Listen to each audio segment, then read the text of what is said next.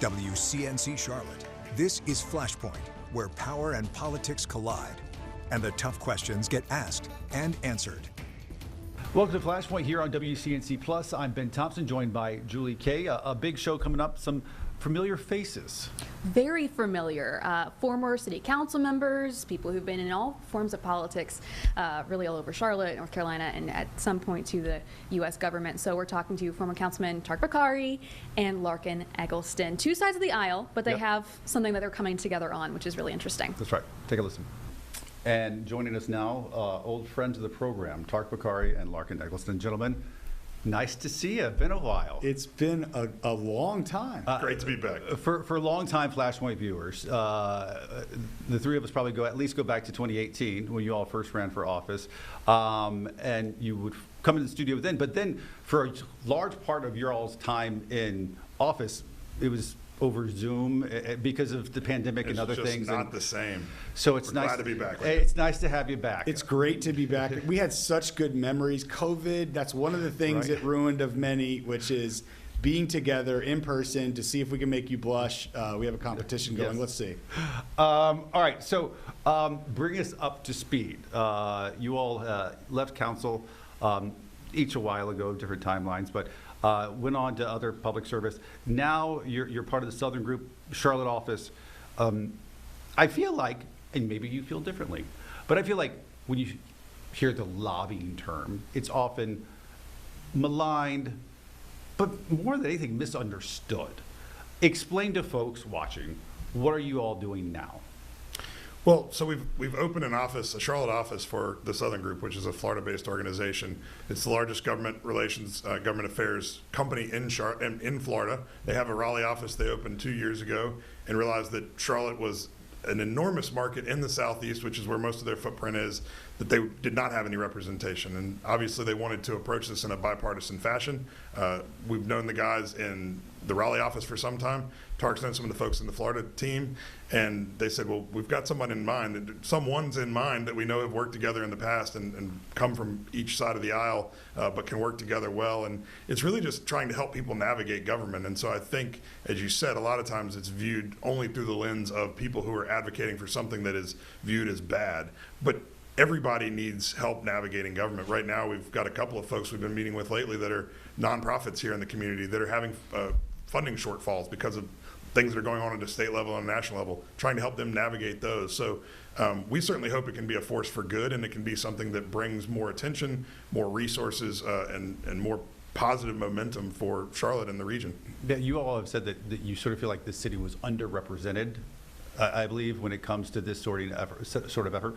Why do you think that is? Well, I mean, it goes back, picking up where Larken left off of why we're doing it, to our time on council. You know, we, for the last decade, pretty much for the most part, we've been there, and there was this weird gap. When we go up to Raleigh or DC or Florida, you'd see a lot of different groups trying to help navigate. And it goes back to that L word where it's sometimes misunderstood and sometimes it's, you know, not all that pretty of a thing. Yeah. We don't really view ourselves as that as much as what we were doing when we were on council, when a neighbor or a nonprofit or a business is like, how does all this work? We need help. We have this problem. We would navigate it then as part of our jobs. And we realized, man, for the 14th largest city in the nation, this is something that's really missing here. It's almost like this greenfield environment. And then we took it a step further to say, we can bring the podcast back, which was our favorite thing in the world. It was a way to keep people updated. So it depends on how you approach it. But what we love is we're a startup in this greenfield environment. We know the players, we know the problems, we get to pick the topics we want, but we have all of the support and back office capabilities of a really sophisticated firm, and we're not starting from scratch. So what kind of, you talked about nonprofits, but in addition to nonprofits, what kind of groups, firms, companies are we talking? I mean, we know the big industries here in Charlotte, but tell us more. I mean, everything, those, but also we're working with a sports organization. We're working with education companies that are trying to help improve outcomes in schools for our students. Every single company, every single organization you can think of at some point in time is going to have to navigate either local, state, or federal government. And while we're focused more on the local, we've got people in Raleigh that can help with state government. We've got people in DC who can help with federal government issues. But it really doesn't matter what kind of organization you are. It's not just the ones you traditionally think of as needing these sorts of services. It's everyone. Yeah, and when you think about like us being on different sides of the aisle, Republican and Democrat, being able to work together, it's not only something that entices clients to say, oh, I can have representative from both sides. Internally, when we decide what clients and topics and things we want to take on, it also has to meet our tests for the things that we care about, that we want to achieve, and outcomes. And when we get passionate about something and take it on, it's the same as when we were elected officials, where affordable housing, for example, the permitting processes and rezoning process add 30% of additional cost and lack of affordability into the end product. Right. The faster you can make that go, you're also reducing that cost, and you're making housing more affordable. That's just one example of the ways that you can still impact the community that you care about. Do you think your time on council, I assume, has informed how you approach this job now? Absolutely. I mean, I don't think either of us would be in a position to do this as well as we think we're going to do it if we hadn't. And then I left council in 2022, went and worked in Congress for 2 years, worked a year in the North Carolina Department of Justice. Tariq went and worked in the federal government for a time. And so, again, having that experience on all levels of government not only gives us the network to be able to do this effectively, but also gives us the experience and skill set. We talked about some of the industries or nonprofits, and you think about Charlotte, and you think, energy companies, you think, fintech, banking, of course, transit. But for the average person watching this, how does that translate? What you do on a daily basis now, how does that translate for them? Yeah, well, first and foremost, it's not just companies, and we don't even approach it like you have to be our client. Like, if you're an individual that wants to see change, we frequently take meetings and we just help, and like we used to. So anything that you see as a problem, there's a lot of little tactical problems still, like sidewalks and potholes and trash pickup. But then as you get to the much more sophisticated and macro items, things that concern both of us, and we have a combination, we both have a shared passion for the music industry and scene in Charlotte. We've started and helped launch Music Everywhere, CLT. It's something we continue to want to push. But then also sports and sporting events, like you mentioned there. And then, big ticket items like AI and the massive disruption that's coming there, data centers, and our ability on our time in council to help navigate really controversial rezonings. We think we have the beginning of an idea of the blueprint for how communities and owning the data center space and not letting China beat us and not letting the AI disruption totally demolish the world as we know it. There's some ways that we can get ahead and help our community and region win. I think the takeaway for the viewer there. Just real quick, and make sure, if I don't bring it up again, make sure we bring up data centers again. Oh, please, absolutely. Yeah, I want to bring it up. I just want to continue the deep dive on what you're currently doing, because I just think it's interesting for folks at home. Go ahead. Well, I was just going to say the takeaway for the viewer there is if you're having problems with your trash pickup, call Tariq. No. He will come pick up your trash. Yeah, that's what I mean. And his phone number is 555. Find us on the website. Tariq's in charge of the trash pickup.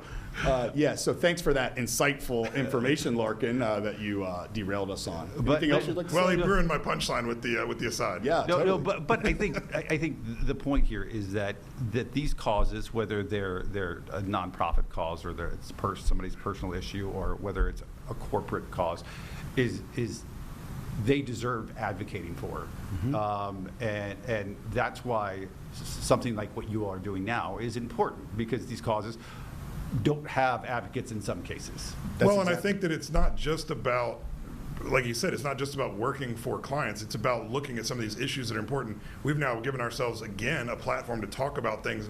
And so I-77 with the elevated toll lanes, we were able to write an op-ed for the Charlotte Observer and weigh in on that in a way that when we were in the public sector, we weren't able to. And so post-council when we were in the public sector. And so I think by being out in the private sector and being able to voice our opinions again as people who have served in different roles in government, it's important for us to be able to help shape those conversations, steer those conversations, and try to advocate for what we think is best for the community.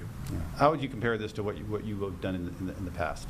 Well, I think while we cherished every minute of our time on council, Sure.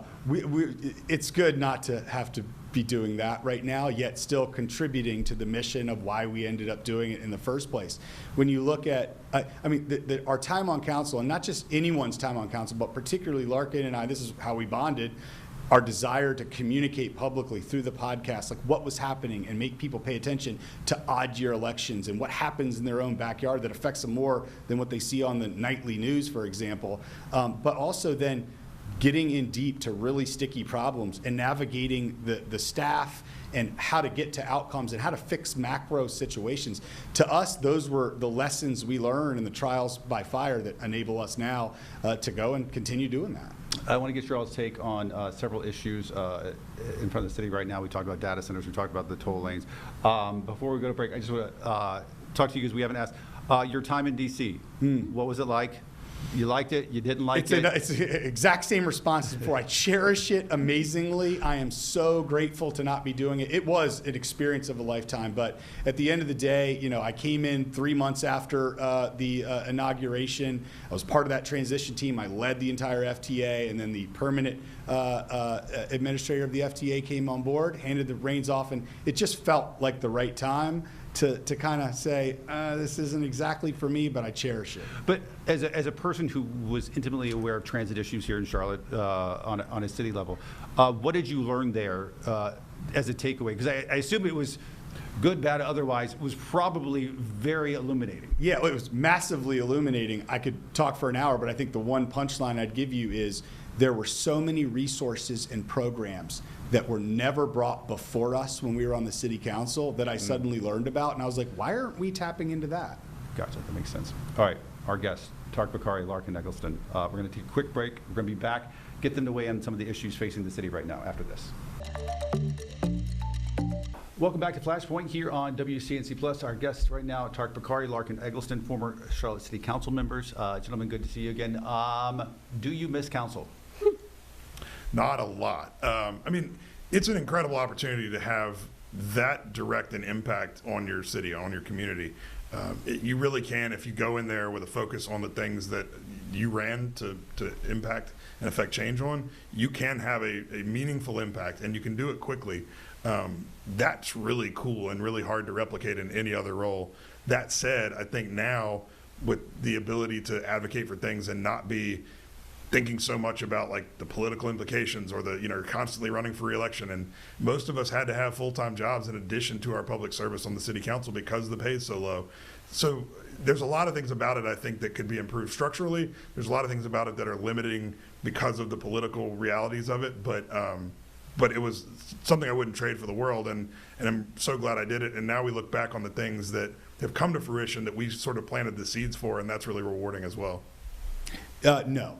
I kind of fall in the same boat as Larken. I think everything he said applies. I think the one thing I'd add is 8 years is a long time. Like there should be term limits, to be quite honest. But when you break that down and you, through various seasons of Flashpoint, followed along with us in those conversations, it's broken into a couple periods. There's the first 2 years, end of 2017, all the way up to right until COVID, honeymoon period. Yeah. The millennials take over. I was going to say, because for folks at home who might not realize this, you all came in as part of a millennial takeover. Yeah, Larken tried to ban words like millennial in the Wall Street Journal. He did all kinds of stuff. There's a big group of you who sort of came in all at the same time. Braxton, Matty Newts, he's a judge now. There's a whole bunch of people. So that was the honeymoon period where we thought we were battling to get council meetings live streamed and stuff like that.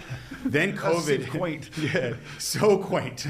Because then COVID hits, 2020 arrives, and that's where like chapter 2 of this journey started. And that's where we were in tough situations. We were battling. You had the dealing with COVID, which was a wild thing at a municipal level to experience. We had the protests. We had the RNC. We had the fight over the UDO. Like it kept happening. So that's chapter 2. And then chapter 3 was like Larken leaves. So I don't have my love-hate friendship person there. Well, Braxton leaves. Four of us left at the same, 3 others left at the same time I did. So you did have sort of a wave of new people, and you lost a lot of institutional knowledge. And The dynamics changed. yeah, and honestly, they just changed because of COVID too. I mean, going virtual on those meetings. Virtual killed it. It never worked Absolutely as well. killed it. You're never able to really work with your colleagues the same way. You're more bold in your Yeah. ability to say what you're going to say Not behind the necessarily in a screen. good way. Yeah, absolutely. And from what I hear from people still in the building,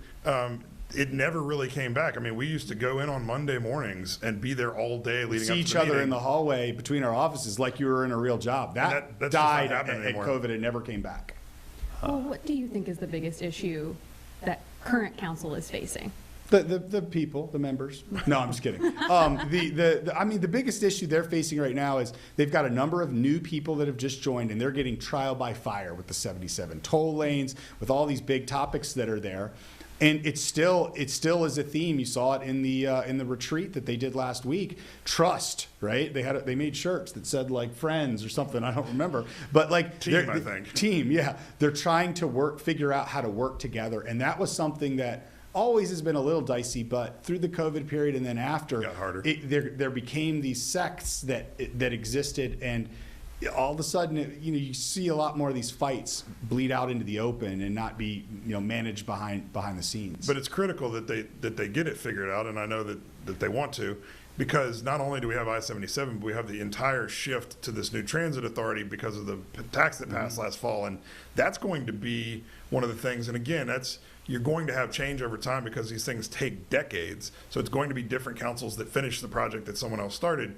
But that's where having some of that institutional knowledge is important. It's also where having that trust and collaborative mindset is important, because the decisions that are being made right now about transit are going to impact the next 100 years in this city. And so we've got to get it right. And I think that's really where a lot of their focus is right now. How do you guys come down on the toll lanes? What's the right way forward?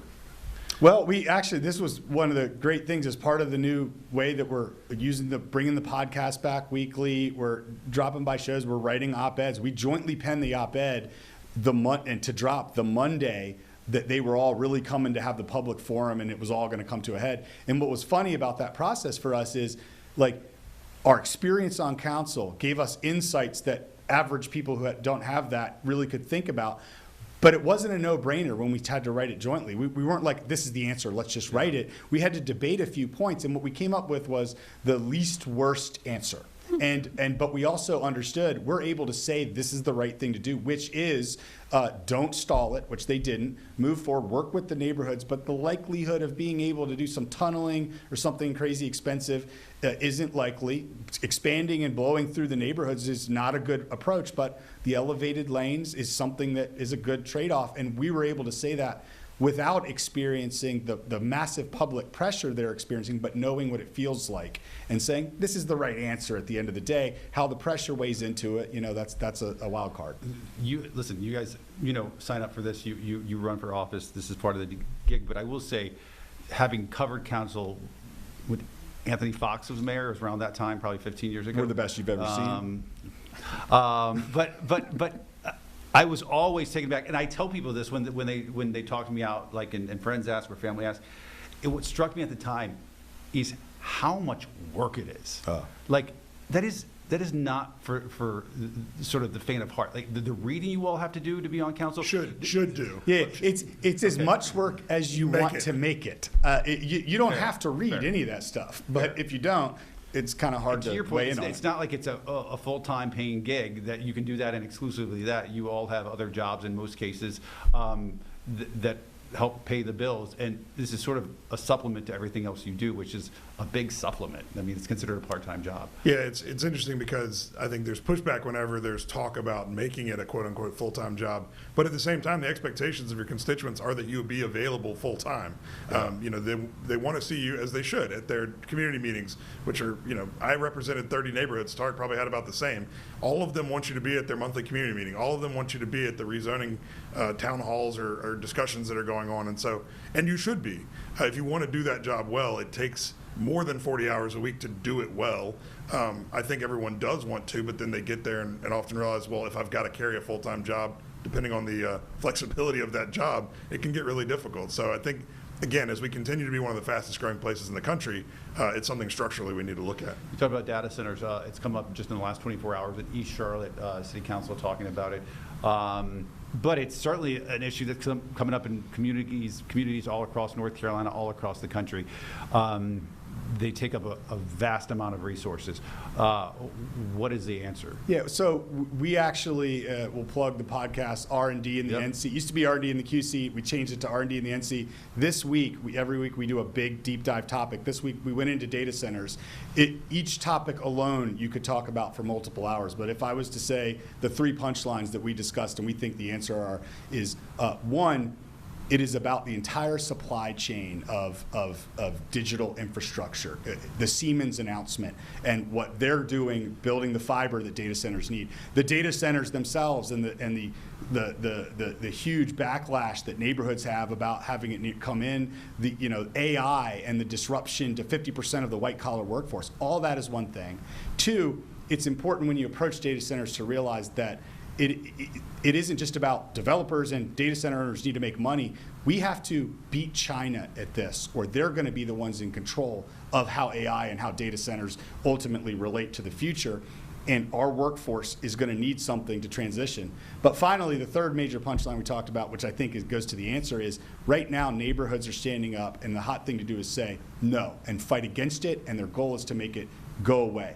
The goal should be, like any good controversial rezoning that we managed while we were on council, is to come up with a list of demands that are reasonable, that say this makes it a win-win. I don't want to pay more for energy down the road. I want to make sure you're taking care of that. I don't want water problems, and I want a closed-loop cooling system in my community. I don't want noise. And then you're going to generate me $20 million of extra tax revenue a year. I need it to be spent on these topics that I care about, and you negotiate community benefits. Watching you both on council for several years, but I would say specifically, Tariq, with you as an observer, there were times when I would watch council meetings and I'd be like, he's just picking a fight. He's picking a fight with the mayor. Here he goes again, Tariq. And I think sometimes you were just picking a fight. You weren't wrong. But then there's issues like public safety, and you beat that drum for years. Often by yourself, or at least maybe not with a lot of other council members jumping on board with you. Not that you feel redeemed at all, because it's not a good thing, but I do feel like it has certainly become top of mind. And when I talked to the mayor just a couple months ago, she said, "Oh, this year public safety is council's #1 priority." You were saying this back in like 2022. Does it frustrate you? Does it make you glad it's finally being addressed? Well, I will see if it's being addressed yet. Yeah. But now people are saying that's the topic.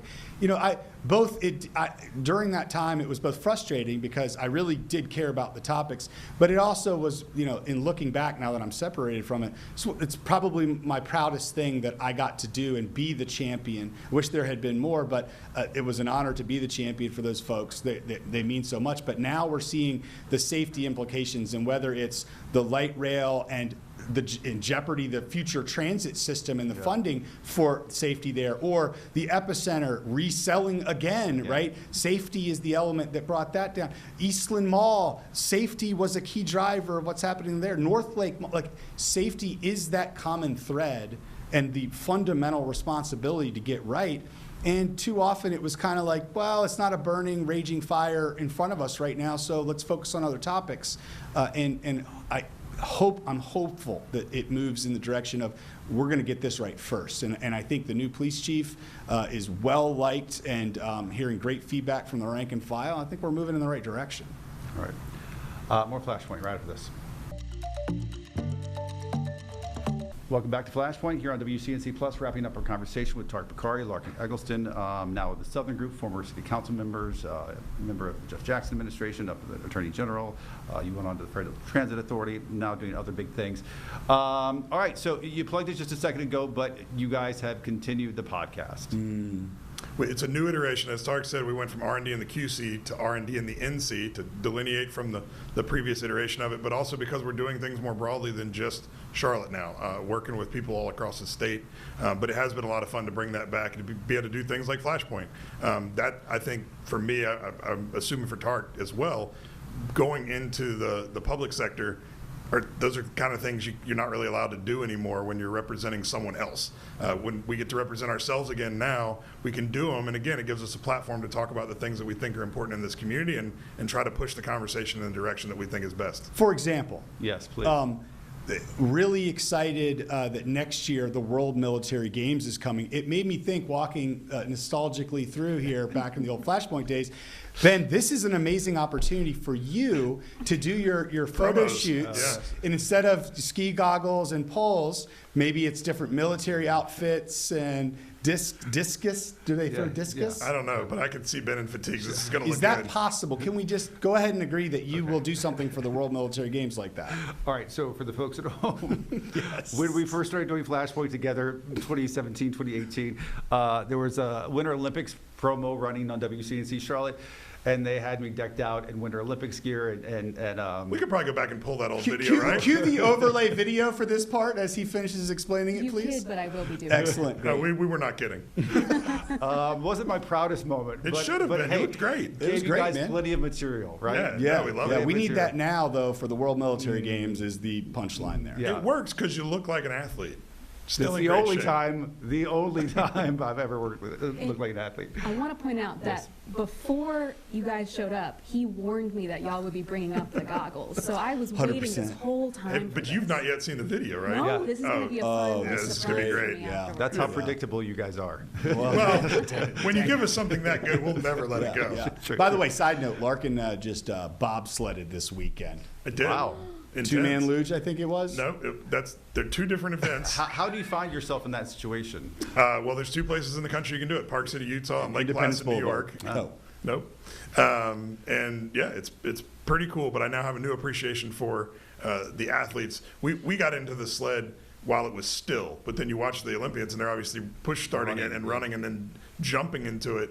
I can't fathom how difficult and how much practice that must take, but it was a lot of fun. Larken barely got in the spandex, the outfit for it. See, we should have had cameras there Well, for that. You know. He did. There's a Coulda, video. shoulda, woulda. Even better. I'll send you the video, but I am not wearing Lycra. I have a feeling it's like almost, well, not almost all, but a lot of those sports, they seem so easy. And once you do it, you get a full appreciation Yeah. for how much work it actually is. TV does not capture the intensity of Who bobsledding. knew sledding was so hard? I know, Yeah. right? So if people listen to your podcast, what are they going to get? What should they expect? They're going to get way smarter right away. But no, I think what we're trying to do is, in a very conversational, as you know, a jokey kind of fun to listen way, we try to do a round town roundup of like, what's the news you really should know, and what's a quick take on it to get you interested in learning more. And then each week we go into one big topic. This week was data centers. A couple weeks ago was the AI and disruption. 77 toll lanes before that, and really go into a deeper level, because I think our whole premise here is not only is it good for business development for us, it was something we were passionate about back in the day and we just loved to do. But most importantly, like, there's this huge gap of awareness. 10-15% of people turn up locally to vote for their local elected officials that touch all their lives. This is the biggest thing, and being aware is the first step, and not making it so brutally boring is probably step one to getting people more plugged in and increasing their activation in this process. You mentioned awareness. The sales tax hasn't even gone into effect yet, so that's going to be a big conversation again too. Like, I think that speaks to your point of, I think maybe elections come and go, people forget about things that they don't immediately affect them, and that's going to be a conversation I think we have again very soon. Ongoing conversations. By the way, also Julie wanted to know, anybody call you guys just Tarkin together? A couple people, we are trying as best we can to get them to stop. Yeah, they are Knew doing it. it. They are 100% doing it. I'm okay. You know what? Let's go with it. Let's not. Let's go. We finish each other's. We do not. We finish each other's No. sandwiches. Sandwiches. Okay, Yeah. sure, whatever. No judgment here. All right, Tariq, Larken, thank you for coming back. Come back again. Not too soon. No, but next week we'll be here. Not too soon, but thanks. We Great to see appreciate you. it. Good to see you. I didn't know.